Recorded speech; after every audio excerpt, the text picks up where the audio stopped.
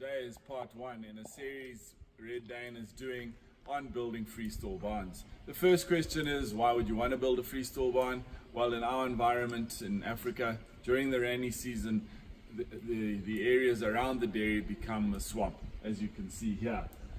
Very unpleasant for the cows. They're actually trying to stay out of the mud at the moment, hiding on some dry ground. But when they come into the mud, they're deep up to their udders, and in our experience we lose a lot of cows with hoof problems and mastitis infections during this time. So we've made the decision to control the environment for these cows and build a freestall barn. It's a big shed that we're building for about 330 cows. It's going to be a two-sided shed with double rows of beds on each side. There's been a lot of decisions we've had to make. The orientation is a tough one, and one that people have a lot of different opinions on.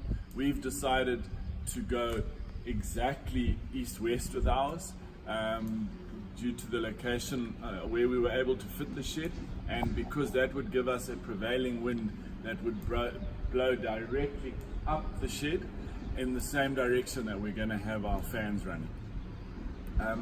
We also thought that orientation would be better because the afternoon sun will only hit directly at the end of the shed, which will then be able to shade, and we won't have the sun running along shining in the side of the shed, which would mean the sun would be hitting a larger area of the shed, and we think would make it warmer. In our environment, the main reasons for the shed are, one, keeping the cows clean, out of the mud, and secondly, and as importantly, is keeping the heat off, with the sun off, and providing a cooler environment. So those are the two things that we need to look at. It's also very important that the freestall is located close to the dairy. Our dairy is within 100 meters of the freestall because you want to minimize the walking. The really important part thing to consider is, where's your manure going to go, your drainage. So you need to have two separate drainage systems, one for the manure that's going to be coming out of the shed, and one for the water that's going to be coming off the roof. Our shed has a slope going down the long way, and we are building it with two separate drainage systems, so that all the stormwater drain will be carried off and go to where we can use it for irrigation. Our manure coming out of the shed will be using automatic scrapers, which will go into a channel that will be flushed out into our manure lagoon.